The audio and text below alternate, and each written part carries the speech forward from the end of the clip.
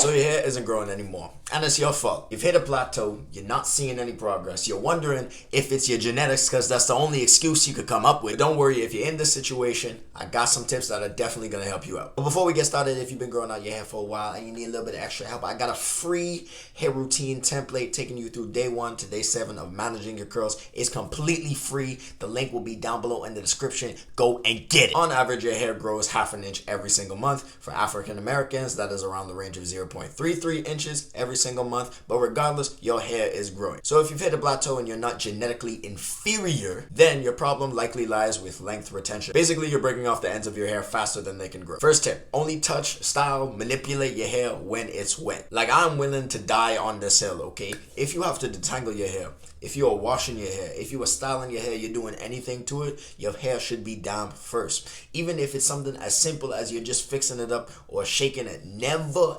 ever attack your hair when it's dry. It is in its most prone to breakage state. It's most fragile. It just can't handle it, bro. Better stock up on whatever conditioner you have, because every time you detangle your hair, it should be soaking wet, no pause, and it should be filled with rinse out conditioner that's going to add some slip to your hair to make it easier for you to detangle. Now, every time that you style your hair, you could use a leave-in conditioner and any product with slip, but the main takeaway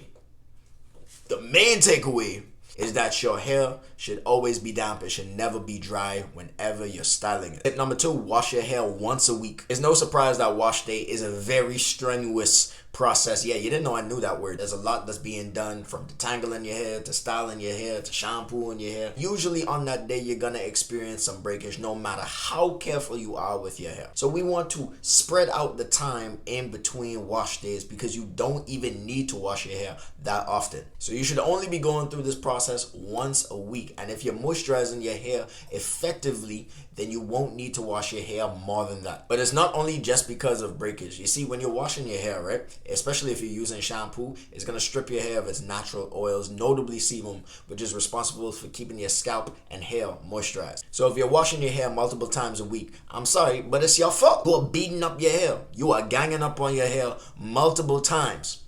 They can't get up, bro. Next tip, you should be protecting your hair every single night when you go to sleep. This can be anything from wearing a satin silk bonnet or do-rag, or using a satin silk pillowcase, or using a headscarf, or anything like that. But you want to make sure that you are not putting your hair on a cotton surface. This is because cotton is a very absorbent material, and if you're sleeping anywhere between 7 to 9 hours every single night, that's 9 hours of cotton sucking the moisture out of your hair. Not only that, especially if you're twisting and turning in your sleep, that's going to cause a lot of friction.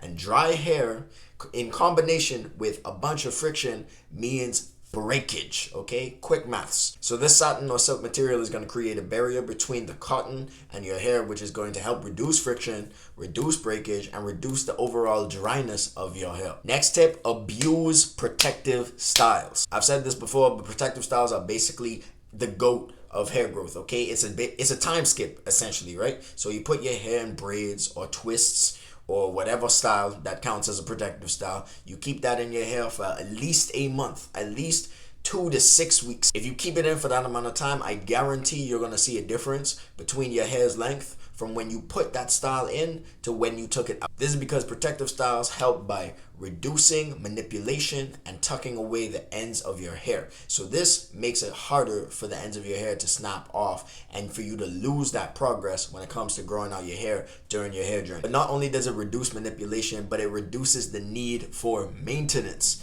meaning you don't have to touch your hair. All you got to do is wear a do-rag when you go to sleep, get up and go about your day. You don't have to worry about moisturizing your hair like that, because you should moisturize it before you even put in the protective style. Don't make me come and beat you. But it just makes your overall life so much easier, and it gives you a break from your hair.